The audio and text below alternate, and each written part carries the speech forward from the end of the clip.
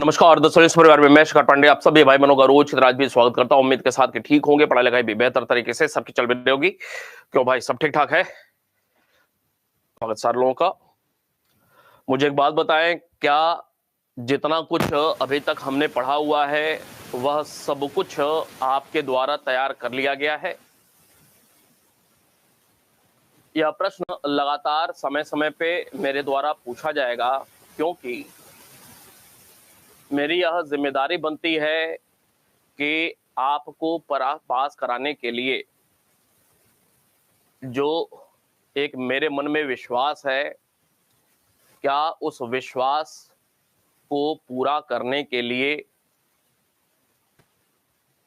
आप अपनी ओर से कोई कमी तो नहीं कर रहे हैं? क्योंकि यह बात कई बार हमने पहले भी किया हुआ है कि इस तरीके से हम लोग धीरे धीरे थोड़ा थोड़ा पढ़ते चले जाएंगे ना, एक दिन ऐसा आएगा सब कुछ कंप्लीट भी हो जाएगा और परीक्षा की घड़ी भी आ जाएगी। लेकिन चीजें धीरे धीरे करते करते बहुत ज्यादा हो जाएंगी। लेकिन महत्वपूर्ण मुद्दा यह है कि आपके पास सब कुछ उपलब्ध हो जाएगा, लेकिन क्या सब कुछ आप तैयार कर पाए हैं कि नहीं कर पाए हैं, यह महत्वपूर्ण मुद्दा होगा। अगर किसी के भी दिमाग में यह हो कि आगे बढ़ते जाते हैं, वह निश्चित रूप से बिल्कुल गलत एक शुरुआत होगी। अभी हम लोग प्राचीन भारत के अंतर्गत पहले टॉपिक पे बात कर रहे हैं, और यदि इस बात को हम लोग शुरुआत में ही समझ लें कि रोज का काम रोज कंप्लीट करके ही आगे बढ़ना है अगली क्लास के लिए, यदि हमारे दिमाग में ऐसी बात हो, एक हफ्ते बढ़ते रहते हैं, एक हफ्ते का एक बार में हम याद कर लेंगे, तो वह आसान नहीं होगा।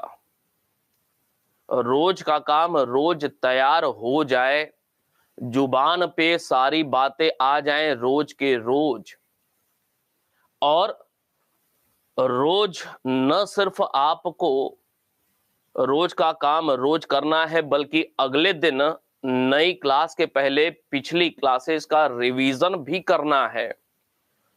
सप्ताह में एक बार 6 दिन का, 5 दिन का जितना भी कुछ पढ़ा हुआ है वह अगेन रिवीजन करना है। इसी प्रकार ये तो पर डे वीकली बात हुई। इसके साथ साथ जब महीने का अंत हो तो फिर से एक बार पूरा 2-3 दिन का समय लेकर के पूरे महीने भर की बातें रिवीजन करनी है। और जब ऐसा करेंगे ना, तो बिल्कुल सरस्वती माता आपके जुबान पर रहेंगी इतिहास वाली, और कोई दुनिया में कोई ऐसी शक्ति नहीं होगी जो कि आपको एक बार में परीक्षा पास करने से रोक ले। लेकिन थोड़ा सा आपको प्रयास करने की जरूरत है। आज का काम आज ही कंप्लीट हो, ऐसी एक स्थिति आपको बनाने की जरूरत है। पर डे पढ़ना है, समझना है, याद करना है, अगले दिन पिछले दिन का रिवीजन करना है, सप्ताह में रिवीजन करना है, और मंथ के एंड में भी रिवीजन करना है। ये तो हो गई एक बात, छोटी बात है, लेकिन इसके फायदे बहुत दूरगामी वाले हैं। 1 घंटे 1.5 घंटे रोज कौन सी मुश्किल बात है? यही तो पढ़ना है हमें। बहुत ज्यादा तो 2 घंटे, बहुत आसान सी चीज है। लेकिन इसके लाभ कितने हैं आप समझते हैं? दूसरी बात, मैं जो कह रहा हूं कि रिवीजन भी करना है अगले दिन पिछले दिन वाला, सप्ताह में 1 दिन 2 दिन पूरे सप्ताह का, और महीने के लास्ट में रिवीजन करना है। वो रिवीजन करने का मतलब क्या होता है, पहले भी कई बार स्पष्ट किया हुआ है, फिर आज एक बार दोबारा से कहते हैं। आमतौर पे लोग यह समझते हैं कि रिवीजन का मतलब पढ़ते हुए मन में या मुंह से थोड़ा सा बुदबुदाते हुए आगे बढ़ जाए, यह रिवीजन होता है। आंख के सामने से गुजार दिए, आगे बढ़ गए, यह रिवीजन नहीं होता है। आमतौर पे लोग यही काम करते हैं और सोचते हैं हम तो पढ़ रहे हैं, लेकिन आगे बढ़ते जा रहे हैं, पीछे का सफाचट होता जा रहा है। इस आदत में हमें सुधार करना है। लाखों लोग परीक्षा देते हैं, पढ़ाई करते हैं, कुछ 100 लोग ही रिजल्ट लाते हैं। तो हमें उनमें जाना है ना, कुछ 100 लोगों में प्रवेश हासिल करना है ना। तो हमें जो कुछ पुरानी हमारे तौर तरीके हैं उनको छोड़ना है, कुछ अच्छी चीजों को एडॉप्ट करना है। एक बार में रिजल्ट कैसे आता है वो सारी बातें आपको बता रहा हूं। तरीकों में थोड़ा सा परिवर्तन करना है। और आमतौर पे मुझे लगता है कि 99% टीचर या स्टूडेंट भी इन बातों को नहीं समझते हैं या इस पे गौर नहीं करते हैं। सिर्फ पहला टॉपिक से उठाया और अंतिम टॉपिक तक बस पढ़े जा रहे हैं, पेपर दिए जा रहे हैं, फेल होते जा रहे हैं। यही प्रक्रिया चल रही है वर्षों से। टीचर्स अपने स्टूडेंट्स को इस पर ध्यान आकर्षित कराते नहीं कि पढ़ना कैसे है, जबकि सबसे महत्वपूर्ण मुद्दा है हमें अपने पढ़ने के तरीके कैसे बनाने हैं। अगर एक बार यह आदत बन गई तो हमारे लिए चीजें बहुत आसान हो जाएंगी, क्योंकि वह हमारा स्वभाव बन जाएगा, हमारी आदत में हो जाएगा। ऐसे पढ़ना है, ऐसे पढ़ेंगे तभी याद रहेगा। अगर कोई इन आदतों से अभी तक बचा नहीं है, वही पुराने ढर्रे पर ही चल रहा है, पढ़ता हुआ आगे बढ़ रहा है, तो वह अपना नुकसान कर रहा है। मेरे साथ पढ़ रहे हैं तो मेरे तरीके से पढ़ने का मतलब रिजल्ट की गारंटी। पढ़ना कैसे है? पढ़ते हुए आगे बढ़ना, यह पढ़ना या रिवीजन करना नहीं कहलाता है। आपको चीजें याद हों, पढ़ने का मतलब यह है। आपको चीजें जुबान पे याद हों चाहे दिमाग में याद हों, पढ़ने का मतलब यह है। आप सोचिए कि 2-4 पेज आप कभी भी पढ़ लें, क्लास खत्म होगी, 2-4 पेज आप कोई भी चीज पढ़िए, जब अगले दिन आपसे पूछा जाएगा कि थोड़ा सा 2-4 पेज जो पढ़ा हुआ था वह बता दीजिए, तो मैं दावे से कह सकता हूं कि आप में से लगभग सभी लोग 1 लाइन 2 लाइन से ज्यादा नहीं बोल पाएंगे क्या पढ़ा था 2-4 पेज में। क्यों भाई?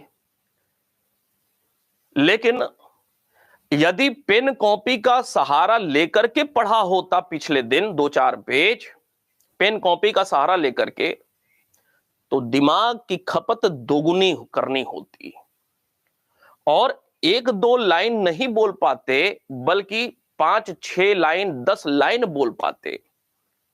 और अगर दिमाग में उन बातों को व्यवस्थित किए होते, पढ़े भी होते, कुछ नोट्स भी किए होते और थोड़ा सा और ध्यान दिए होते, तो शायद 20 लाइन बोल पाते अगले दिन।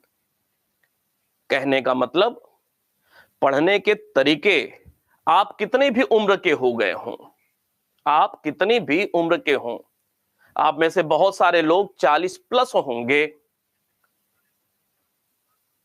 लेकिन इसका मतलब यह नहीं है कि आप परिपक्व हो चुके हैं। इसका मतलब यह नहीं है कि उम्र आपकी ज्यादा है तो आप बिल्कुल एकदम साधु वाले बुद्ध बन गए हों, ऐसा नहीं है स्थिति। क्योंकि बुद्ध तभी आप कहे जाएंगे, माने जाएंगे समाज के द्वारा, जब आप रिजल्ट दे देंगे। रिजल्ट ही वह पैमाना है कि आप पढ़ने वाले थे कि नहीं थे। पढ़ने का मतलब याद होना चाहिए जुबान पे या तो यहां। अब याद कैसे हो, यह मुख्य मुद्दा है। समझ में आ रही होगी मेरी बात, क्या समझाना चाह रहा हूं। याद कैसे हो, इस पर चिंतन करिए और प्रयास करिए कि चीजें याद हों। थोड़ा थोड़ा रोज हम लोग आगे बढ़ रहे हैं, और एक बार जब आदत बन गई, रोज की बातें रोज याद हो रही हैं। और याद कैसे होती हैं चीजें? लिख लिख कर याद होती हैं। सिर्फ पढ़ लेने से दो बातें एक साथ चल रही हैं, कॉन्सेप्ट भी चल रहा है, तथ्य भी चल रहा है। कॉन्सेप्ट दिमाग में, तथ्य जुबान पे, दो बातें एक साथ चल रही हैं अध्ययन में, कॉन्सेप्ट भी और तथ्य भी। तथ्य बहुत सारे होते हैं, उनको याद करना पड़ेगा। वहां कोई सोचे कि सिर्फ समझ बना करके काम चलेगा, तो नहीं, नुकसान हो जाएगा। तो मुख्य मुद्दा है कि परीक्षा पास करना है, और परीक्षा पास वही लोग करते हैं जिनको चीजें याद रहती हैं, जुबान पे याद रहती हैं, तथ्य याद रहे। उसके लिए आपको काम करने की जरूरत है। समझ में आ रही है मेरी बात? स्वागत है प्रीति जी, आकांक्षा जी, रत्न प्रभा जी, आरजू जी। तो मुख्य मुद्दा यही है कि हमें याद कैसे रह जाए। जब थोड़ा थोड़ा रोज के रोज हम लोग याद करते आगे चलेंगे ना, तो अभी धीरे धीरे काम चल रहा है, हो सकता है 10 दिन के बाद गति हमारी बढ़ जाएगी, काम करने की गति हमारी बढ़ जाएगी, और ज्यादा एक दिन में काम हम लोग करेंगे। अभी तो ये एक झलक सी चल रही है, धीरे धीरे धीरे धीरे आपको बस अपने तरीके में लाने का प्रयास किया जा रहा है। तो इस चीज को बिल्कुल दिमाग में बना लें कि रोज का काम रोज कंप्लीट होना चाहिए, अगले दिन के लिए नहीं छोड़ना है। बस मई तक, बस मई तक अगर ऐसी आदत बना लिए ना, तो आज जनवरी में हम लोग चल रहे हैं, मई तक ऐसी अगर आदत 5 महीने बना लिया ना, तो मैं दावे से कह रहा हूं कि अगला न जाने कितना वर्ष आपका बहुत सुखी बीतेगा। और इस बार यदि चूक जाएंगे गलती से, किसी भी कारण से, घर परिवार की समस्याओं से, अपनी व्यक्तिगत समस्याओं से, बहुत लोगों की व्यक्तिगत समस्याएं भी बहुत ज्यादा होती हैं, बैग एंड बैगेजेस बहुत होते हैं, हटाइए सबको। जिस दिन आप लायक बन जाएंगे ना, लायक बनने का मतलब आपके जीवन में स्थायित्व आ जाएगा, आप प्रूफ कर चुके होंगे समाज को कि मैं लायक हूं। वह परिपाटी क्या है? Government job. जिस दिन आप लायक बन जाएंगे ना, दुनिया आपके पीछे आएगी, आपसे मिलने के लिए टाइम मांगेगी। और नहीं तो वर्षों से जीवन ऐसे ही चला आ रहा है, कोई मरता नहीं है, जीवन कट ही जाता है। जितना ईश्वर ने जीवन लिखा हुआ है, कट ही जाता है। अब डिसाइड आपको करना है कि काट लेना है किसी तरह से पशुवत रूप में, या कुछ महीने गंभीर हो जाना है, जीवन के सारे जो बाधाएं हैं उनको जगह पे ही छोड़ दिया जाए। 5 महीने बाद इन सारी घर परिवार की परेशानियों, अपनी व्यक्तिगत परेशानियों से निपटेंगे, लायक हो जाएंगे तो बहुत बढ़िया तरीके से निपटेंगे। और जो अभी उलझा रह जाएगा, वह जीवन भर के लिए अपने मार्ग को, अपनी प्रगति को अवरुद्ध कर देगा। घर की समस्याएं भी सबकी होती हैं, मेरे साथ भी, आपके साथ भी हैं, और व्यक्तिगत समस्याएं भी हैं, लेकिन इन सारी चीजों को कुछ महीनों के लिए, ये बोझ हैं जीवन में, इनको साइड करिए और रास्ता बनाइए। एक मई तक आते आते पूरा हम लोग फिनिश कर जाएंगे। और शांत मन रहेगा ना, योग क्या होता है? चित्त वृत्तियों का निरोध ही योग होता है। और योग का मतलब क्या है? चित्त वृत्तियों का निरोध। मन में जो अनावश्यक चीजें हैं उनको साइड कर देना, एक सुर में मन आपका लगे, अर्थात ध्यान केंद्रित हो, यही योग है, यही काम करना है हमें। उम्मीद करता हूं मेरी बात निश्चित रूप से समझ में आ रही होगी।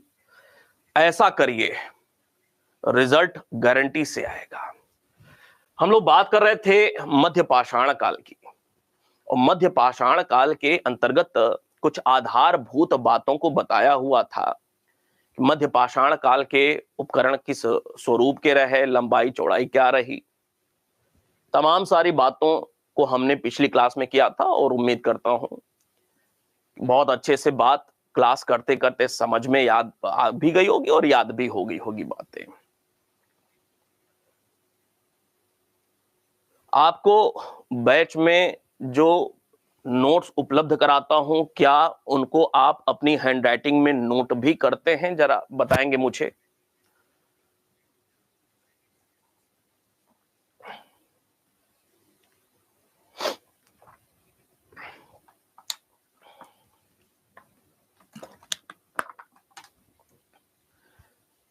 या फिर बस एक बार देख लेते हैं क्या लिखा हुआ है, आगे बढ़ जाते हैं?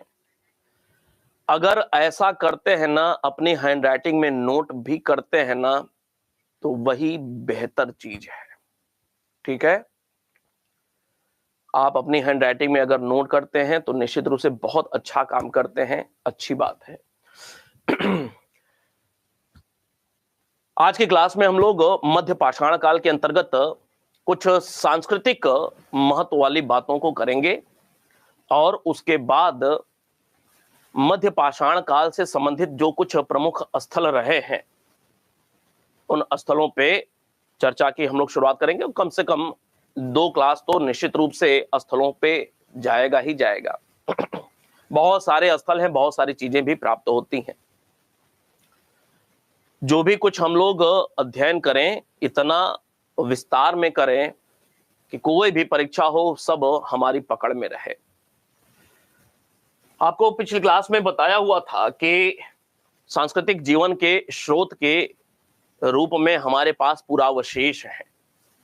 पुरावशेष के अंतर्गत चाहे पत्थर के उपकरण हो, मध्य पाषाण कालीन पत्थर के उपकरण हो, या पशु के या मानव के अस्थियां हो, हड्डियां हो, या इस काल के कुछ कलात्मक अवशेष हो, शैल आश्रय या शैल गुफा में जो चित्र प्राप्त हुए इस काल के, वो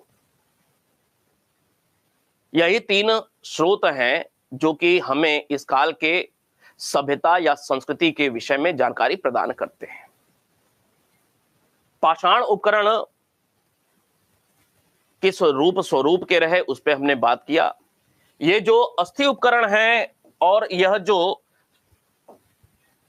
चित्र हैं, गुफाओं से प्राप्त चित्र हैं, यह निश्चित रूप से हमें इस काल के सांस्कृतिक परिवेश से बहुत अच्छे तरीके से परिचित कराते हैं। या यूं कह लें कि इस काल के जो अस्थि अवशेष प्राप्त हुए हैं या गुफाओं से जो चित्र प्राप्त हुए हैं, इन दोनों से हमें मध्य पाषाण काल के सांस्कृतिक जीवन की झलक देखने को मिलती है। अब ये जो शैलाश्रय चित्र प्राप्त हुए हैं भीमबेटका से या मोरहना पहाड़ी, अर्थात इसको कह सकते हैं विंध्य क्षेत्र कह सकते हैं, या विंध्य के अंतर्गत ही कैमूर कह सकते हैं, या मिर्जापुर कह सकते हैं, आदि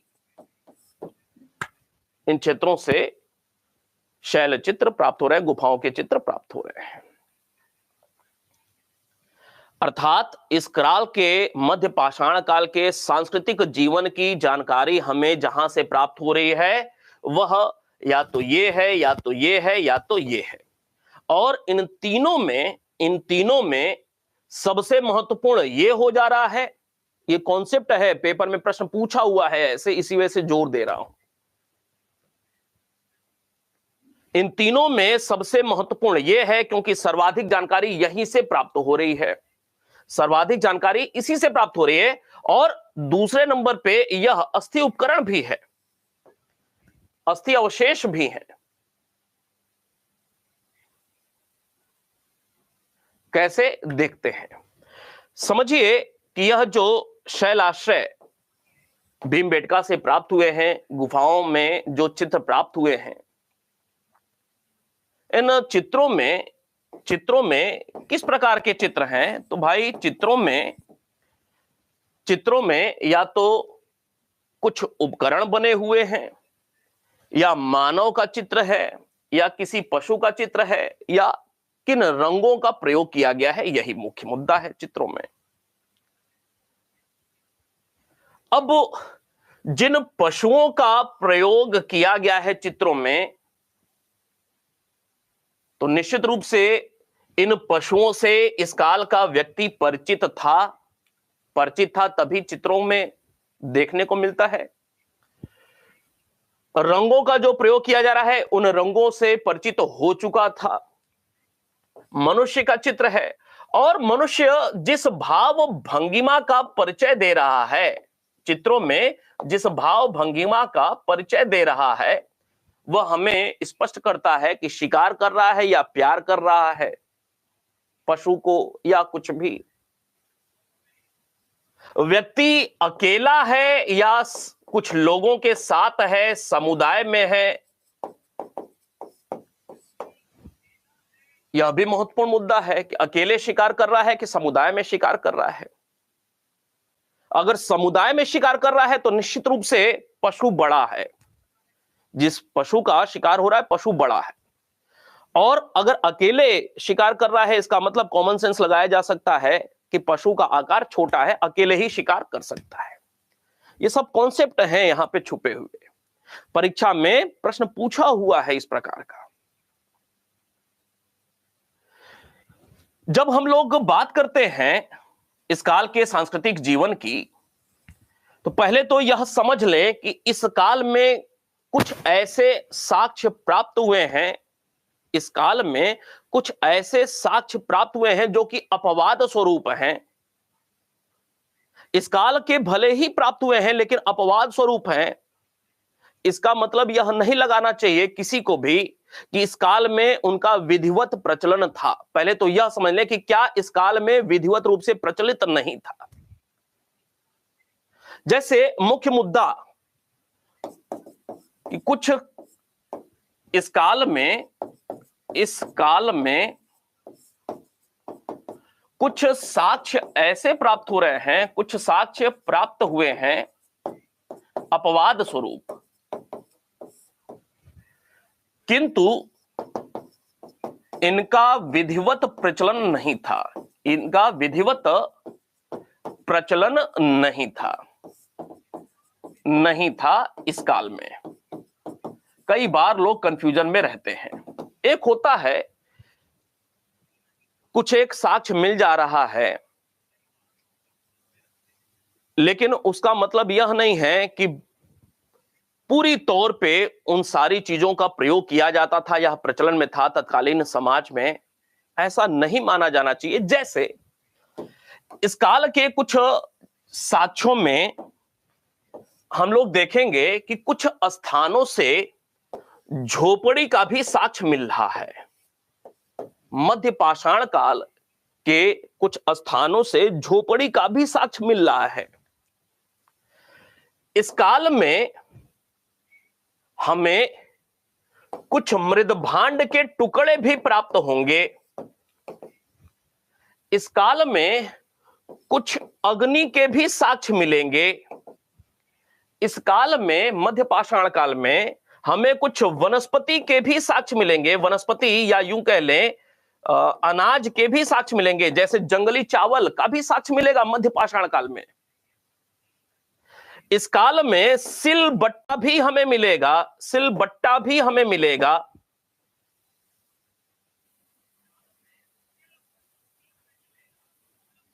लेकिन इसका मतलब यह नहीं कहा जा सकता है कि झोपड़ी मिल गई, मृदभांड मिल गया, वनस्पति मिल गया, सिलबट्टा मिल गया, इसका मतलब यह नहीं है कि मनुष्य अस्थायी जीवन जीने लगा था या मनुष्य कृषि करना शुरू कर दिया था। इसका मतलब यह तनिक भी नहीं है। बात समझ में आ रही है? मध्य पाषाण काल में कुछ स्थानों से इनके साक्ष्य मिल रहे हैं, लेकिन यह कैसे हैं? यह अपवाद स्वरूप है। इसका मतलब यह कतई हमें नहीं लगाना है कि इन चीजों की विधिवत रूप से शुरुआत मध्य पाषाण काल में ही हो गई थी, जबकि कुछ साक्ष्य निश्चित रूप से इनके प्राप्त हो रहे हैं। इसका मतलब यह तनिक भी नहीं है कि स्थायी जीवन की शुरुआत हो गई मध्य पाषाण काल में और कृषि की शुरुआत हो गई। इसका मतलब यह तनिक भी नहीं है।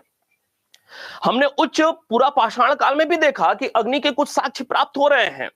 अग्नि जलने के कुछ साक्ष्य प्राप्त हो रहे हैं। इसका मतलब तनिक भी ऐसा नहीं है कि उच्च पुरा पाषाण काल से विधिवत अग्नि के प्रयोग की शुरुआत हो गई, ऐसा नहीं है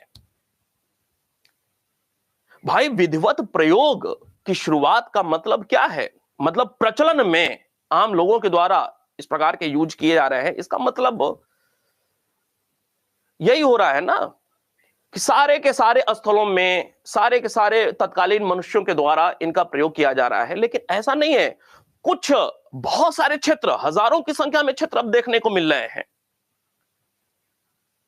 लेकिन कुछ ही स्थानों से इनके साक्ष्य प्राप्त हो रहे हैं, वो अपवाद स्वरूप प्राप्त हो रहे हैं। और ऐसा भी तो हो सकता है कि मध्य पाषाण काल की शुरुआत हुई, समझिएगा, मध्य पाषाण काल की मान ले मोटे तौर पे 10,000 ईसा पूर्व में शुरुआत हुई और मध्य पाषाण काल लगभग 4,000 ईसा पूर्व तक चल रहा है, तो लगभग 6,000 वर्षों का एक है ना। हो सकता है कि ये जो साक्ष्य प्राप्त हो रहे हैं वह 5,000 ईसा पूर्व के प्राप्त हो रहे हैं, अर्थात मध्य पाषाण का अंत होते होते अर्थात नव पाषाण काल की शुरुआत हो रही है, ऐसा भी तो हो सकता है। कहने का मतलब कि दिमाग में कभी भी इस तरह से नहीं रखना है कि कुछ स्थानों से इस प्रकार के साक्ष्य हो रहे हैं। मतलब झोपड़ी का मतलब क्या है कि मानो अब कुछ झोपड़ी के साक्ष्य मिल रहे हैं, जैसे बागोर में हम देखेंगे 13 झोपड़ियों के साक्ष्य मिल रहे हैं, इसका मतलब ये थोड़ी कि स्थायी रूप से अब रहने लगा था, ऐसा नहीं है। अर्थात इन सारी चीजों का भले ही अपवाद स्वरूप साक्ष्य मध्य पाषाण काल में मिल रहा है, इसका मतलब यह नहीं है कि स्थायी जीवन और कृषि की शुरुआत हो गई। इवन पशुपालन का भी साक्ष्य मिल रहा है ना, बागोर से ही पशुपालन का प्रारंभिक साक्ष्य मिल रहा है, पशुपालन का प्रारंभिक साक्ष्य मिल रहा है। लेकिन इसका मतलब यह नहीं है कि मनुष्य स्थायी जीवन जीना शुरू कर दिया था, कृषि की शुरुआत हो गई थी, विधिवत रूप से पशुपालन की भी शुरुआत हो गई थी, नहीं, ये सब अपवाद स्वरूप है। इन सब को मध्य पाषाण काल में भले ही अपवाद स्वरूप कुछ साक्ष्य मिल रहे हैं, लेकिन इन सब के विधिवत प्रचलन की शुरुआत कब से मानी जानी चाहिए? नव पाषाण काल से मानी जानी चाहिए। याद रहेगी बात, नव पाषाण काल से। क्लियर रहेगी बात, कोई कंफ्यूजन की स्थिति तो नहीं है। तो पहले इस तथ्य को हमने समझा कि कुछ एक साक्ष्य जगहों से इनके प्राप्त हो रहे हैं, लेकिन हमें यह तनिक भी नहीं समझना है कि मध्य पाषाण काल से ही विधिवत इनकी शुरुआत हो गई। अपवाद स्वरूप कुछ साक्ष्य प्राप्त हो रहे हैं, इसका मतलब यह नहीं है कि विधिवत रूप से सारे स्थलों से साक्ष्य प्राप्त हो रहा है, सारे मनुष्य के द्वारा इनका प्रयोग किया जा रहा है, अर्थात विधिवत रूप से इनका प्रचलन नहीं हुआ। उम्मीद करता हूं बात आराम से स्पष्ट हो गई। दूसरी बात यह तो हो गया कि क्या हमें नहीं समझना है इस काल को लेकर के, लेकिन कुछ ऐसी चीजें हैं जो कि इस काल में विधिवत रूप से हमें देखने को मिलती हैं। जैसे कुछ चीजों के प्रचलन इस समय काल में हमें देखने को मिलता है विधिवत रूप से। जैसे भारत में सर्वप्रथम मध्य पाषाण काल में ही, सर्वप्रथम इसी काल में या इसी काल से मानव के अस्थि पंजर मिलने शुरू हुए। मनुष्य की अस्थियां मिलनी शुरू हुई। मानव अस्थि पंजर मिलने शुरू होते हैं। मानव अस्थि पंजर बड़ा ही महत्वपूर्ण तथ्य है। पशुओं के तो अभी तक मिल रहे थे, लेकिन मनुष्य का अस्थि पंजर इसके पहले नहीं प्राप्त हो रहा है, और जो प्राप्त हो रहा है वह अपवाद स्वरूप प्राप्त हो रहा है। इक्का दुक्का जो प्राप्त हो रहा है वह अपवाद स्वरूप प्राप्त हो रहा है। जो प्राप्त हो रहा है वह अपवाद स्वरूप प्राप्त हो रहा है, लेकिन विधिवत रूप से मध्य पाषाण काल से मनुष्य के जो प्रमुख केंद्र है, उन सारे केंद्रों से मनुष्य के अस्थि पंजर मिलने शुरू हो रहे हैं। तो विधिवत रूप से इनका प्रचलन इस काल में देखने को मिलता है। याद रहेगी बात, प्रश्न महत्वपूर्ण है। अब वो हथनौरा, खोपड़ी, वो सब बिल्कुल दिमाग से हटा दें, वो अपवाद स्वरूप है। प्रश्न बनेगा कि भारत में मानव अस्थि पंजर सर्वप्रथम किस काल के मिलने शुरू हुए, मतलब यहां से मिलना शुरू हुआ और आज तक निरंतर है यह प्रक्रिया, गैप नहीं हुआ। ऐसा नहीं है कि कुछ साक्ष्य यहां पे मिल रहे हैं मध्य पाषाण काल पे, फिर नव पाषाण काल के मानव अस्थि पंजर नहीं मिल रहे हैं, ऐसा नहीं है। एक बार जब मिलना शुरू हुआ तो अलग अलग लेयर्स में मध्य पाषाण काल के भी मिल रहे हैं, उसके बाद नव पाषाण काल के भी, ताम्र पाषाण के भी, लौह काल के, ऐतिहासिक काल के, सब मिलने शुरू हो गए बिना इंटरप्शन के। तो सर्वप्रथम मानव अस्थि पंजर मिलने शुरू होते हैं रेगुलरली फॉर्म में, नियमित रूप से, विधिवत रूप से इसी समय काल में।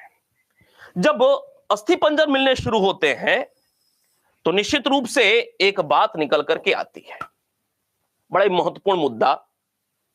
ये जो अस्थि पंजर मिल रहे हैं सामान्यतः कब्रों में मिल रहे हैं। कहां पे? कब्र में मिल रहे हैं या शवाधान के फॉर्म में मिल रहे हैं।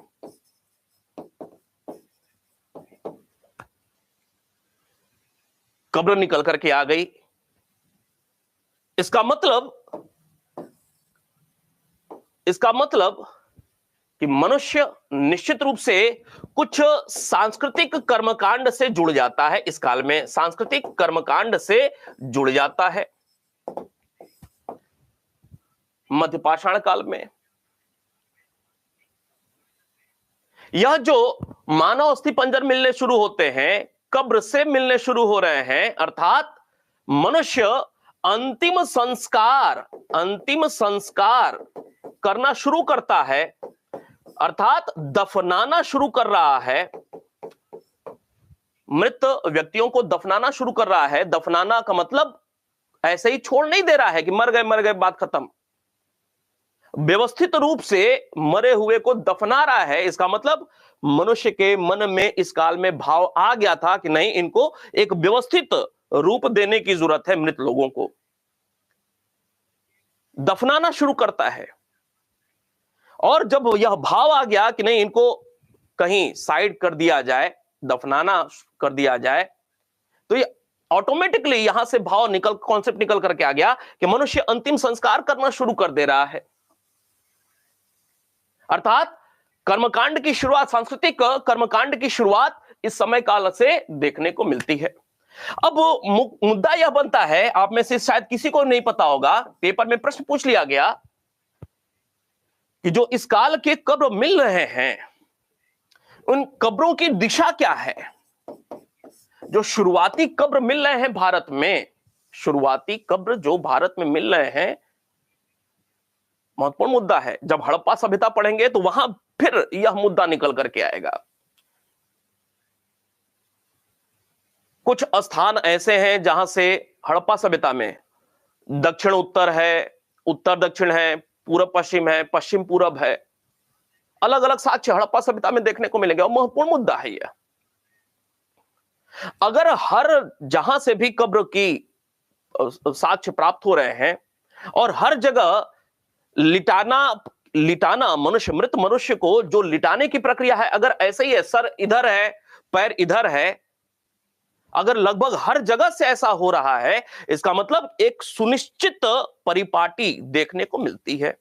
एक सुनिश्चित व्यवस्था है कि आदमी मृत हो रहा है, उसको कब्र में लिटाया जा रहा है और एक निश्चित दिशा में ही लिटाया जा रहा है।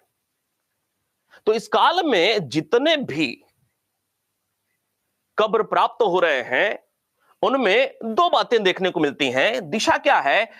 अधिकांशतः पूर्व पश्चिम दिशा है। पूर्व पश्चिम, याद रहेगी बात, पूर्व पश्चिम। और कुछ ऐसे भी साक्ष्य प्राप्त हो रहे हैं पश्चिम पूर्व के। अब उत्तर दक्षिण वाली स्थिति यहां पे है ही नहीं, पश्चिम पूर्व, यही दो साक्ष्य प्राप्त हो रहे हैं। शव को या तो इस रूप में इस दिशा में दफनाया गया है या तो इस दिशा में दफनाया गया, अधिकांशतः यही देखने को मिल रहा है। और तो और सांस्कृतिक कर्मकांड पे हम लोग चल रहे हैं। बड़ा ही महत्वपूर्ण मुद्दा है यह, कब्र इस काल में बहुत महत्वपूर्ण मुद्दा है।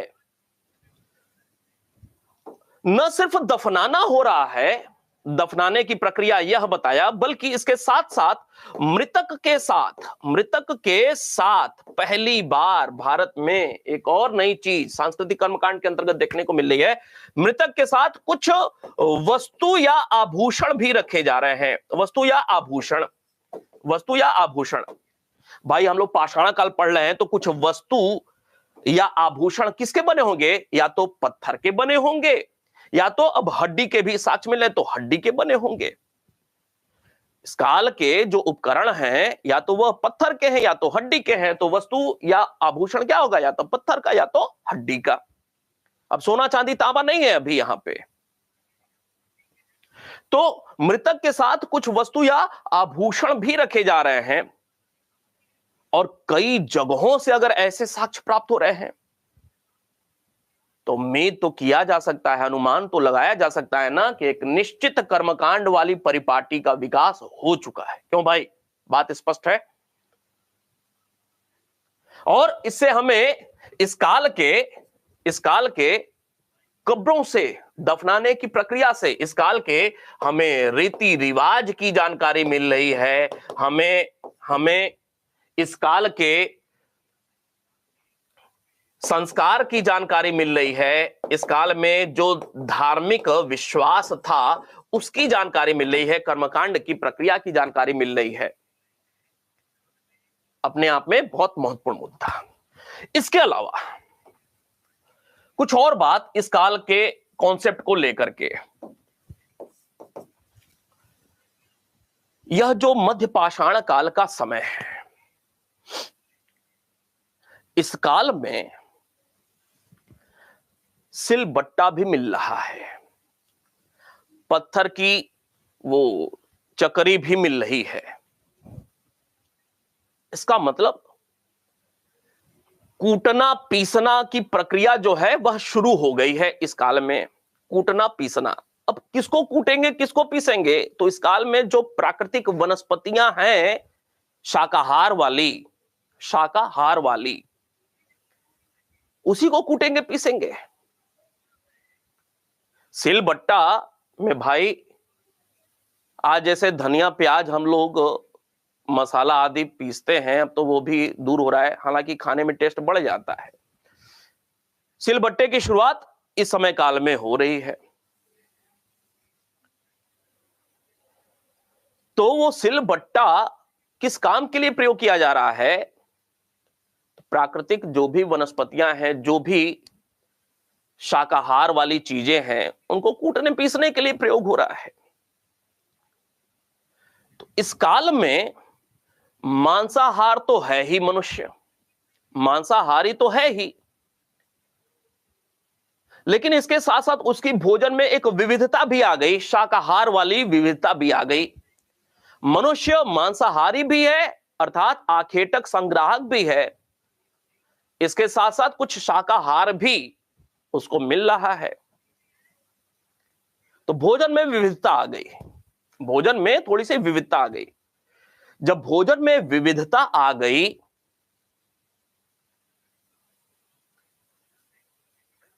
तो निश्चित रूप से मनुष्य कैसा अब हो रहा होगा?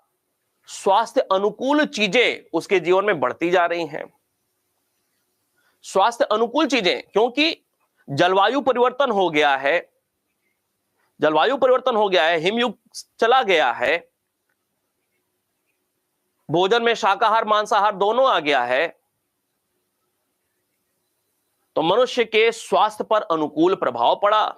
मनुष्य का जीवन जो है, जो अभी जटिल परिस्थितियों में था पिछले कालखंड में, उच्च पूरा पाषाण काल तक, वह अब उसके अनुकूल होता जा रहा है। जलवायु उसके अनुकूल, खान पान थोड़ा सा अनुकूल पहले की तुलना में, तो मनुष्य का जीवन स्वास्थ्य अनुकूल होते हुए अब दीर्घायु की ओर हो रहा है। मनुष्य का जीवन जो अभी तक संघर्ष कर रहा था अपने जीवन के लिए, अब वह अनुकूल स्थिति में है। मनुष्य की उम्र अब बढ़ती जा रही है। जलवायु परिवर्तन अनुकूल रहा मनुष्य के, भोजन की व्यवस्था कुछ और विविधता वाली बढ़ गई। मनुष्य स्वास्थ्य अनुकूल हो गया, दीर्घजीवी हो गया। इसके साथ साथ इस काल में माइक्रोलीथ का प्रयोग हो रहा है, मतलब तकनीकी विकास और ज्यादा हुआ पूर्व काल की तुलना में। इन सारी चीजों से एक कॉन्सेप्ट निकल करके आता है कि पहले जो भी कुछ महत्वपूर्ण केंद्र रहे, जितने केंद्र रहे उच्च पुरा पाषाण काल तक, अब उनकी तुलना में, अर्थात पुरा पाषाण काल की तुलना में मध्य पाषाण काल में मनुष्य का भौगोलिक विस्तार और ज्यादा बढ़ जाता है। मनुष्य की जनसंख्या बढ़ी, स्वास्थ्य अनुकूल हुआ, मनुष्य की उम्र बढ़ी, जलवायु अनुकूल, वर्षा धूप सब कुछ हो रहा है, खाने की ठीक कुछ व्यवस्था पहले की तुलना में हो गई, स्वास्थ्य अच्छा हो रहा है, जीवन के लिए संघर्ष कभी से थोड़ा सा मनुष्य मुक्त हो रहा है, धूप भी मिल रहा है, स्वास्थ्य अनुकूल स्थिति, उम्र बढ़ा, आबादी बढ़ी मनुष्य की इस काल में। और आबादी बढ़ी तो इस काल में अन्य पहले जितने सारे केंद्र थे उनकी तुलना में नए नए केंद्र और ज्यादा देखने को मिले। अर्थात मध्य पाषाण काल में तत्कालीन मानव का भौगोलिक प्रसार और ज्यादा क्षेत्रों में देखने को मिलता है। बात स्पष्ट है आराम से। ये कुछ कॉन्सेप्ट हैं, अगर दिमाग में एक बार आ गया ना तो एक प्रश्न आप अन्य लोगों की तुलना में अच्छा कर जाएंगे पेपर में। भौगोलिक प्रसार इस काल में मनुष्य का और अलग अलग क्षेत्रों तक पहुंच जाता है, और सारे केंद्र जहां से इस काल के साक्ष्य प्राप्त होते हैं और बढ़े हुए देखने को मिलते हैं।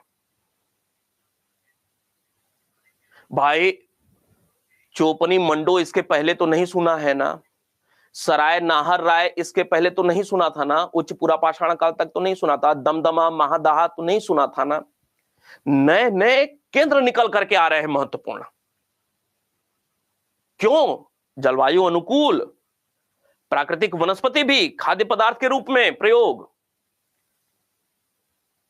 स्वास्थ्य अनुकूल, मनुष्य की आबादी बढ़ना, तकनीकी दक्षता और ज्यादा, तो मनुष्य नए नए केंद्र पे अब पहुंच रहा है।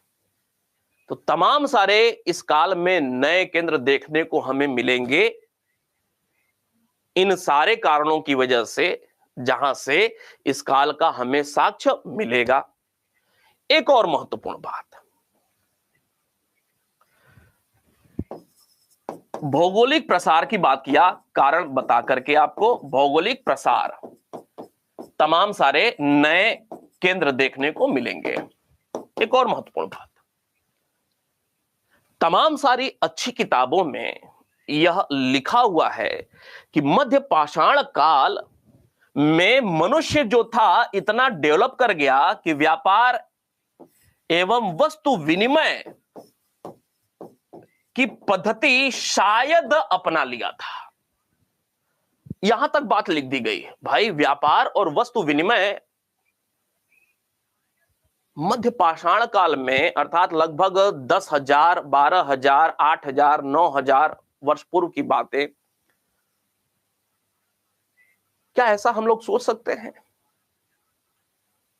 उत्तर है नहीं, नहीं सोच सकते। लेकिन कुछ ऐसे साक्ष्य मिल रहे हैं, कुछ ऐसे साक्ष्य मिल रहे हैं जो कि यह बताते हैं, हमें अनुमान लगाने के लिए मजबूर करते हैं कि ऐसा निश्चित रूप से इस काल का मानव किया होगा।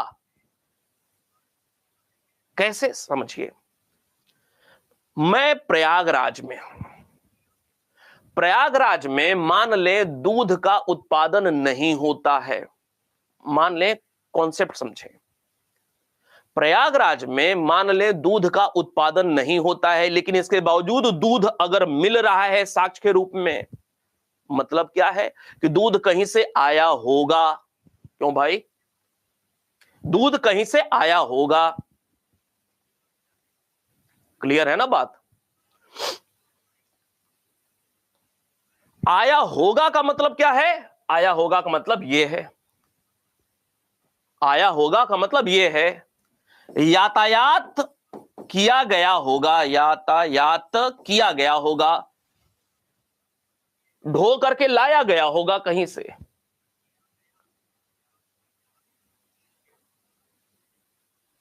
और किसी दूसरे स्थान पर जहां पर दूध हो रहा है, कोई और चीज नहीं हो रही है, जो चीज नहीं हो रही है प्रयागराज में हो रही है, ये प्रयाग वाली चीज वहां भी मिल रही है दूसरे स्थान पर। तो अनुमान लगाने के लिए मनुष्य विद्वान मजबूर है कि वस्तु विनिमय शायद हुआ होगा। समझिए कैसे।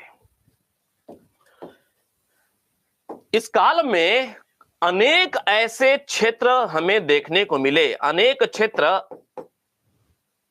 जहां पे कोई वस्तु प्राकृतिक रूप से क्या है? अप्राप्त है, अप्राप्य है। प्राकृतिक रूप से कोई वस्तु अप्राप्य है, बावजूद इसके वस्तुएं बनी हुई वहां से मिल रही हैं, वस्तुएं मिल रही हैं। एग्जाम्पल देखते हैं। ये जो शंख हम सुनते हैं ना, शंख वो समुद्र में होता है ना, तो शंख तो समुद्र तटीय जो क्षेत्र है वही मिलना चाहिए था ना प्राकृतिक रूप से।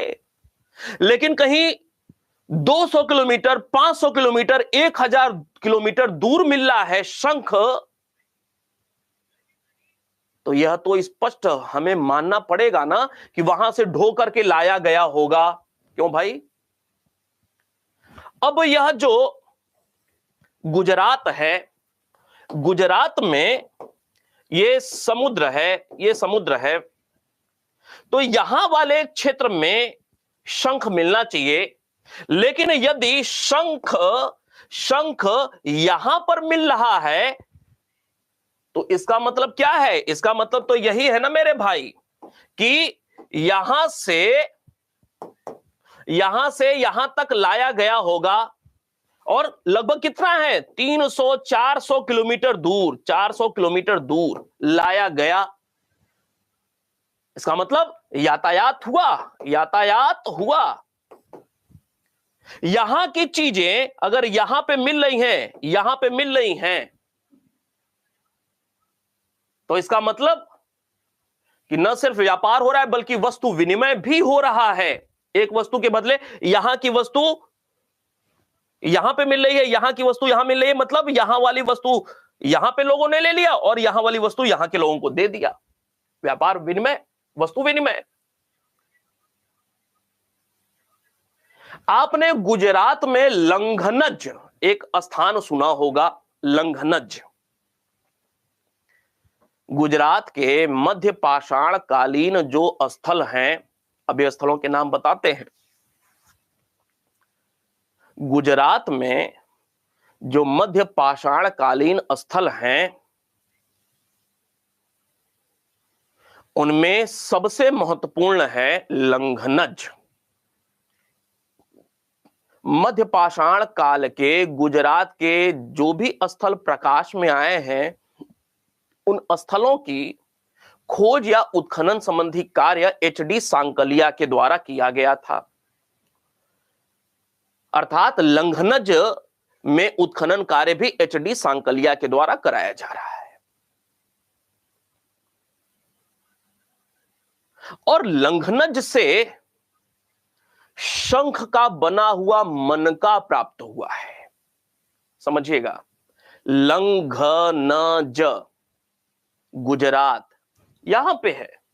लंघनज से शंख का बना हुआ मनका, इसका मतलब मनका बनाने की कला पता है उनको, शंख से मनका बनाने की कला पता है। एक बात कला, और शंख आ रहा है यहां से, मतलब व्यापार हुआ होगा, यातायात हुआ होगा।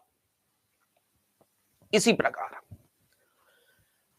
उत्तर प्रदेश में प्रतापगढ़ जिला प्रयागराज के बगल में ही पड़ोसी जिला, और प्रयागराज या प्रतापगढ़, प्रयागराज में तो थोड़ा सा हट करके प्रयागराज के आउटर में कुछ पहाड़ टाइप का क्षेत्र आपको मिल जाएगा, लेकिन प्रतापगढ़ पूरी तरह से मैदानी एरिया है, पहाड़ या पहाड़ी कुछ है ही नहीं। और अगर प्रतापगढ़ के सराय नाहर राय, महदहा, दमदमा क्षेत्रों से खूब सारे पत्थर के उपकरण मिल रहे हैं,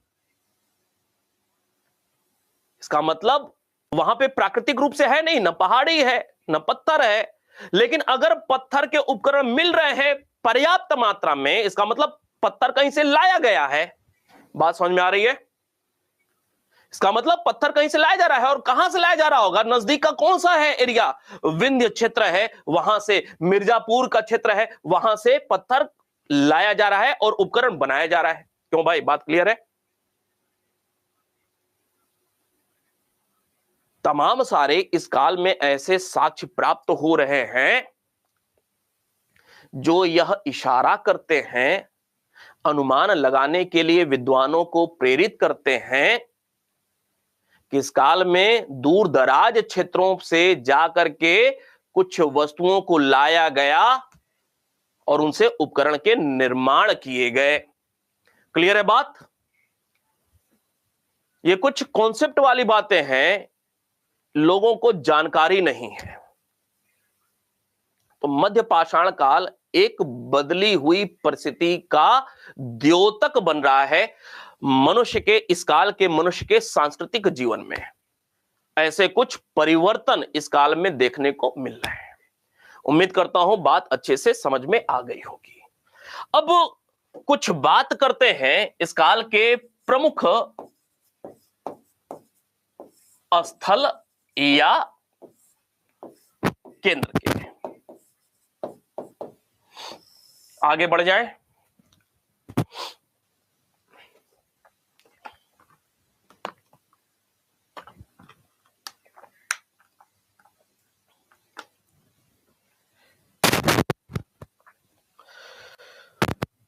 प्रमुख स्थल, भारत के सभी स्थलों से इस काल के साक्ष्य प्राप्त हो रहे हैं। तो बांट करके देखते हैं। पूरब क्षेत्र में, पश्चिम क्षेत्र में, उत्तर क्षेत्र में, मध्य क्षेत्र में, दक्षिण क्षेत्र में, और राज्यवार तरीके से देखने का प्रयास करते हैं। और किन क्षेत्रों से क्या खास चीज मिली वह अब आपको रट्टा मारना होगा, याद करना पड़ेगा। शुरुआत करते हैं। पहला क्षेत्र लेते हैं, मान ले पश्चिम क्षेत्र से शुरुआत करते हैं। पश्चिम क्षेत्र में गुजरात, राजस्थान। पश्चिम क्षेत्र में दो प्रमुख राज्य, एक राजस्थान एवं गुजरात। अब इस बात को आपको निश्चित रूप से पहले भी कहा हुआ है, फिर कह रहा हूं कि याद करना पड़ेगा किस काल से संबंधित कौन से प्रमुख स्थल रहे हैं। राजस्थान में मध्य पाषाण काल के जो कुछ प्रमुख स्थल हैं, उनमें सबसे जो प्रमुख है वह है बागोर। नाम तो सुना ही होगा सबने।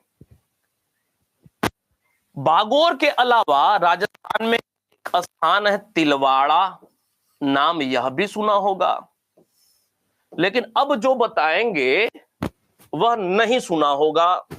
लेकिन अब आपको याद कर लेना है, और मैं यहां पे लिखूंगा, नोट्स में लिखा रहेगा, तो निश्चित रूप से आप मजबूर होंगे, याद करेंगे ही करेंगे। एक स्थान है लेसुआ, लेसुआ।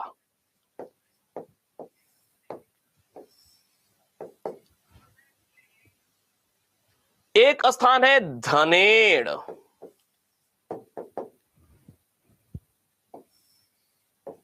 एक स्थान है जाड़न, जाड़न।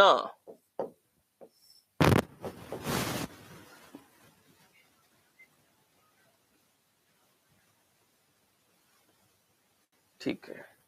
एक स्थान है सोजत, सोजत। एक स्थान है कनवास, कनवास, कनवास। बागोर, तिलवाड़ा, लेसुआ, धनेड़ या धनेड़ी, जाडन, सोजत, कनवास। 5-6 नाम आ गए, 3-4-7 नाम आ गए। ध्यान में बस कर लेना है, आसान है। लेकिन ये जो नाम अब आपको याद रखना है, प्रश्न का स्वरूप क्या बनेगा कि इतने सारे नाम याद रखने हैं। निम्नलिखित में से कौन मध्य पाषाणकालीन स्थल नहीं है? बस इस एक प्रकार के प्रश्न के लिए। दूसरे प्रकार का जो प्रश्न बनेगा तो वो इन सब में सबसे महत्वपूर्ण है बागोर, इन सब में सबसे महत्वपूर्ण है बागोर। तो बागोर को लेकर के विशेष अध्ययन करने की आवश्यकता है। बागोर, क्लियर है बात?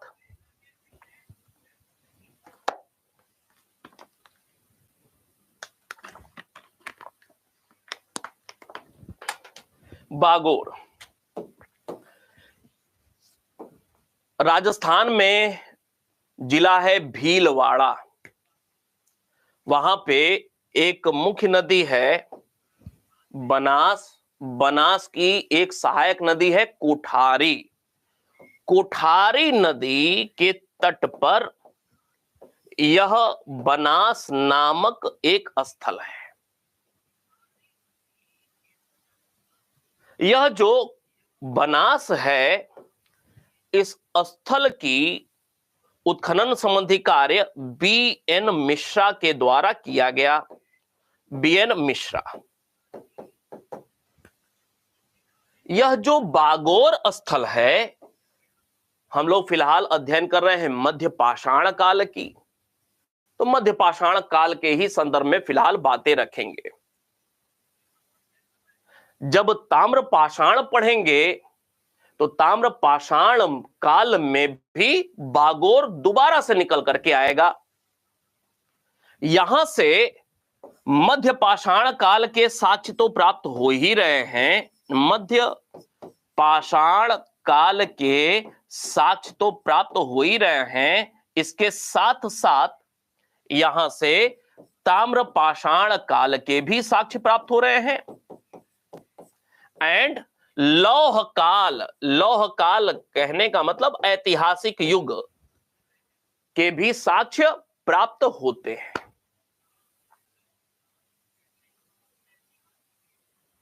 सब महत्वपूर्ण मुद्दे बन रहे हैं, तथ्य हैं, याद करना पड़ेगा। यह जो बागोर है, बहुत ही महत्वपूर्ण मुद्दा। अभी तक जितने भी रिसर्च हुए हैं मध्यकालीन, मध्य पाषाण कालीन भारतीय स्थलों में, सबसे बड़ा ज्ञात कैसे हुआ होगा? उत्खनन के माध्यम से ही ज्ञात या उत्खनित स्थल है। उत्खनित मध्य पाषाण कालीन स्थल है, मध्य पाषाण कालीन स्थल है। याद रहेगी बात? सबसे बड़ा या सबसे महत्वपूर्ण भारत का मध्य पाषाण कालीन स्थल कौन सा है? बागोर है। जब सबसे बड़ा ज्ञात या उत्खनित है तो निश्चित रूप से यहां से सब इस काल की जो मुख्य विशेषताएं हैं लगभग सब कुछ प्राप्त हो रही होंगी।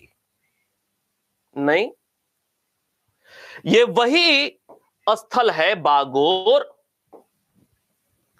जहां से अब हमें क्या क्या साक्ष्य प्राप्त हो रहे हैं। तो याद रखें, मध्य पाषाण काल के जो उपकरण हैं माइक्रोलीथ, सर्वाधिक माइक्रोलीथ कहां से प्राप्त हो रहा है? प्रश्न बनेगा, कभी भी बनेगा। निम्नलिखित मध्य पाषाण कालीन स्थलों में से सर्वाधिक मध्य पाषाण कालीन उपकरण कहां से प्राप्त हुए हैं? उत्तर है बागोर से। याद रहेगा, यह वही स्थल है जहां से पशुपालन के साक्ष्य प्राप्त हो रहे हैं। पशुपालन का प्रारंभिक साक्ष्य प्राप्त हो रहा है। प्रारंभिक साक्ष्य, भारत में पशुपालन की शुरुआत, पशुपालन का मतलब कुछ ऐसे जानवरों के हड्डी अवशेष प्राप्त हुए हैं जो कि पालतू हैं, जंगली नहीं। जंगली भी मिले, जंगली भी जानवरों के यहां से, अब हिरण का मिल रहा है, दरियाई घोड़े का मिल रहा है, वो जंगली है, पालतू नहीं है। लेकिन कुत्ता का मिल रहा है, बकरी का मिल रहा है, भेड़ का मिल रहा है, तो ये पालतू है। समझ रहे होंगे आप बात। जंगली भी मिल रहे हैं, पालतू भी मिल रहे हैं। तो पशुपालन का प्रारंभिक साक्ष्य बागोर से। जब मध्य क्षेत्र पे बात करेंगे, अभी हम लोग पश्चिम क्षेत्र पे चल रहे हैं, जब मध्य क्षेत्र पे आएंगे तो मध्य क्षेत्र के अंतर्गत भीमबेटका पे भी फिर से एक बार अच्छा अध्ययन करेंगे, और आदमगढ़ भी हम लोग पढ़ेंगे। तो आदमगढ़ से भी पशुपालन के इसी समय काल के साक्ष्य प्राप्त हो रहे हैं। और महत्वपूर्ण मुद्दा यह है, जो कि कभी भी प्रश्न पूछा जा सकता है, आप वर्षों से पढ़ते आ रहे हैं पाषाण काल, मुझे बताएं, अगर प्रश्न यह आ गया कि भारत में पशुपालन का जो प्रारंभिक साक्ष्य प्राप्त हुआ है वह कहां से प्राप्त हो रहा है? उत्तर लिखिए जरा। वर्षों से आप पढ़ते चले आ रहे हैं, उत्तर लिखिए जरा। बड़ा ही रोचक प्रश्न अभी पूछेंगे इससे संबंधित। उत्तर क्या लिखेंगे आप? भारत में पशुपालन का प्रारंभिक साक्ष्य कहां से प्राप्त हो रहा है?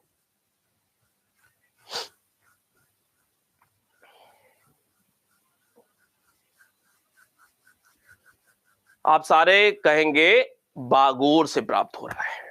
वर्षों से पढ़ते आ रहे हैं, निश्चित रूप से यही लिखेंगे, याद भी है सबको।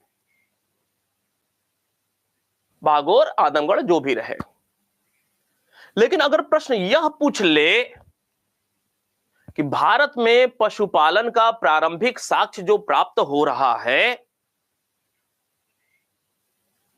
वह किस काल का है? अब विकल्प में रहेगा 9000 वर्ष पूर्व या ईसा पूर्व। वर्ष पूर्व, ईसा पूर्व में भी अंतर है।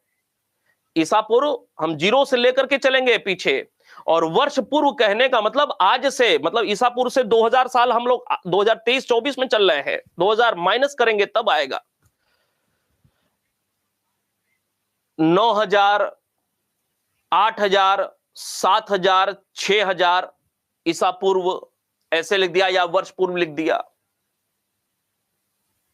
याद रखें, वर्ष पूर्व हटा दे।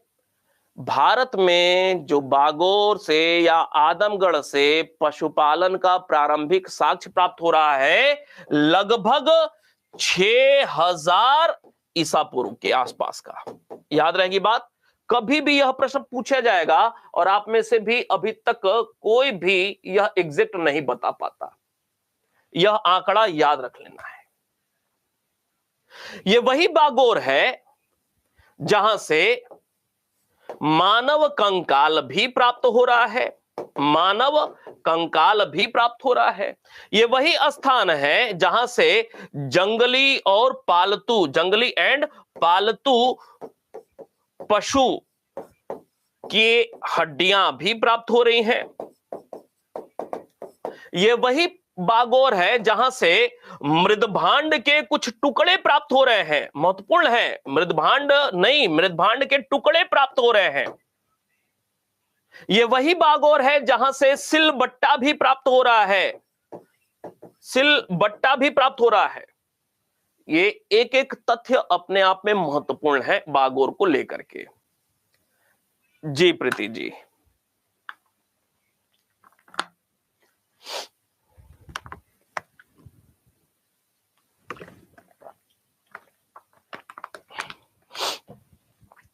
ये वही बागोर स्थान है जहां से संभवतः 13 झोपड़ियों के साक्ष्य प्राप्त हो रहे हैं। 13 झोपड़ियों के साक्ष्य प्राप्त हो रहे हैं। 13 झोपड़ियों के साक्ष्य प्राप्त हो रहे हैं। झोपड़ियों के साक्ष्य प्राप्त हो रहे हैं। झोपड़ियों के साक्ष्य, झोपड़ियों के साक्ष्य का मतलब क्या है? झोपड़ियों के साक्ष्य का मतलब है मानव आबादी, बसावट या बस्ती या आवास स्थल, कुछ भी, इसके साक्ष्य भी प्राप्त हो रहे हैं। झोपड़ियों के साक्ष्य, ठीक है, सिलबट्टा हो गया। इसके साथ साथ ये वही बागोर है जहां से एक कसाई खाना, कसाई घर, कसाई खाना कहने का मतलब बूचड़ खाना, मतलब जानवरों को हलाल करना, बूचड़ खाना भी प्राप्त हो रहा है। बूचड़ खाना आदि तमाम सारे साक्ष्य यहां से प्राप्त हो रहे हैं और ये तथ्य हैं, आपको याद करना पड़ेगा। बागोर कितना महत्वपूर्ण हो जाता है। ये सारे बागोर के अलावा भी ये सारे स्थल हैं राजस्थान में मध्य पाषाण काल के, इनको दिमाग में रखना है कि कौन कौन से स्थल हैं मध्य पाषाण काल के, कहां पर हैं, राजस्थान में है। लेकिन अब किसी स्थल विशेष को लेकर के प्रश्न पूछा जाएगा कि क्या प्राप्त हो रहा है, तो ये बागोर सबसे महत्वपूर्ण हो जाता है और बागोर से रिलेटेड प्रश्न क्या साक्ष्य में प्राप्त हो रहा है, यह आपको याद रखने की जरूरत है। क्लियर है बात?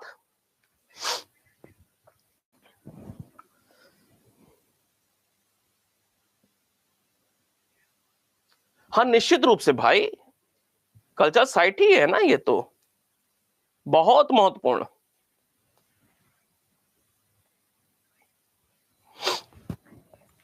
बात करेंगे अब गुजरात की। ये सारी बातें पीडीएफ में अच्छे से आपको मिल जाएंगी, याद जरूर कर लीजिएगा। बात करते हैं गुजरात की। गुजरात में जो सबसे महत्वपूर्ण स्थल है वह है लंघनज। लंघनज, लंघनज के अलावा एक स्थान है अखाज। अखाज, एक स्थान है बलसाड़ा। बलसाड़ा, एक स्थान है रतनपुर। रतनपुर, एक स्थान है हीरपुर। हीरपुर, एक स्थान है लोटेश्वर। लोटेश्वर, एक स्थान है कनवल। कनवल, कनवल। ये 5-6 स्थान है गुजरात के। कोई मुश्किल नहीं होता है, याद रखना, कोई मुश्किल नहीं होता है। अब बहुत सारी चीजें मेरे दिमाग से विस्मृत हो जाती हैं, लेकिन जब मैं पढ़ता था परीक्षा देने के लिए तो ईश्वर की कृपा से चलती फिरती डिक्शनरी के रूप में होता था। समझिएगा, काम की बात है। मैं अपनी बात बता रहा हूं, सुनी सुनाई बात नहीं। मैं इतिहास विषय का चलती फिरती डिक्शनरी हुआ करता था एक समय।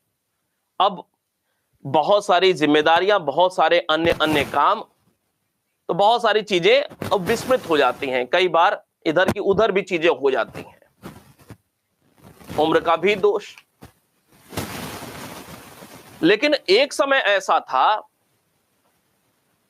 कि मैं चलती फिरती डिक्शनरी हुआ करता था, कोई पूछता था, नींद में भी रहता था तो सही उत्तर निकलता था। कुछ भी पाषाण काल से लेकर के 1991 तक, सोवियत संघ का विघटन, वहां तक, पाषाण काल से लेकर के, भारत का हो चाहे विश्व का हो। ये आपको बात इस वजह से कह रहा हूं, मुझे झूठ बोलना नहीं आता है। ये बातें इस वजह से कह रहा हूं कि अगर आप में से किसी को लगे कैसे याद होगा, मैं जीता जागता प्रमाण हूं, मैंने किया हुआ है, और मैं एक सामान्य सा व्यक्ति अगर कर सकता हूं, कोई भी कर सकता है। एक समय ऐसा था मुझे कुछ भी नहीं आता था, लेकिन 2005 से ऐसा पढ़ना शुरू किया कि मुझे सब कुछ आता था, और डंके की चोट पे मेरे से अच्छा भी कोई नहीं होता था अपनी स्टूडेंट लाइफ में। तो कोई भी याद कर सकता है, किसी को भी यह नहीं सोचना चाहिए कैसे होगा। ध्यान दीजिए, सब कुछ होगा। थोड़ा सा ध्यान देंगे ना, जब फोकस्ड होंगे ना, तो निश्चित रूप से सब होगा। अब इन सारे स्थान जिनका संबंध गुजरात से है, इसमें महत्वपूर्ण मुद्दा यह है कि गुजरात के लगभग सभी स्थल, कोई भी पूछे तो एचडी सांकलिया का नाम याद रखना है। एचडी सांकलिया के नेतृत्व में ही उत्खनन कार्य हुए हैं। याद रहेगी बात, उत्खनन कार्य। इसका मतलब लंघनज का उत्खनन कार्य किसने कराया? अब एचडी सांकलिया आंख मूंद करके लगा देना है। ये जो कनवल है, पहले इस पे बात कर लेते हैं। एक महत्वपूर्ण तथ्य, सिर्फ एक महत्वपूर्ण तथ्य, बहुत सारे साक्ष्य कनवल से भी प्राप्त हो रहे हैं, कनवल से भी बहुत सारे साक्ष्य प्राप्त हो रहे हैं, सब भूल जाना है। लेकिन जो अपवाद स्वरूप एक ऐसी चीज प्राप्त हो रही है जो अन्य जगहों पे नहीं प्राप्त हो रही है, गुजरात में, वो क्या? यहां से एक दुर्लभ तथ्य यह निकल करके आ रहा है, ऊंट की हड्डियां प्राप्त हुई हैं। ऊंट की हड्डी प्राप्त हो रही है, ऊंट की हड्डी। एक तथ्य बस याद रखना है। लंघनज महत्वपूर्ण है, लंघनज महत्वपूर्ण है। अभी थोड़ी देर पहले हमने देखा कि बागोर से सर्वाधिक मात्रा में उपकरण प्राप्त हो रहे हैं इस काल के, सर्वाधिक मात्रा में। एक तो यह बात हो गई क्वांटिटी की, लेकिन क्वालिटी की अगर बात किया जाए तो उत्तर आएगा लंघनज। सर्वश्रेष्ठ या सर्वोत्कृष्ट, इस काल के, मध्य पाषाण काल के सर्वश्रेष्ठ या सर्वोत्कृष्ट पाषाण उपकरण कहां से प्राप्त हुए हैं? एक प्रश्न तो यह भी बनता है। उत्तर क्या होगा? लंघनज से बनते हैं। क्यों भाई, नई बात की जानकारी मिली? एक बार आंख के सामने से ये सारी बातें गुजर जाए ना, तो चीजें बहुत आसान हो जाएंगी। अपने आप में एक प्रश्न बनता है, यह महत्वपूर्ण प्रश्न है।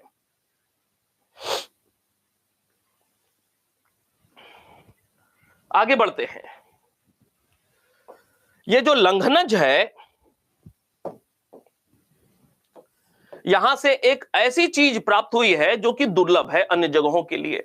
जैसे गैंडा, गैंडा मतलब राइनो, गैंडा के हड्डियां तो बहुत जगहों से प्राप्त हुई हैं।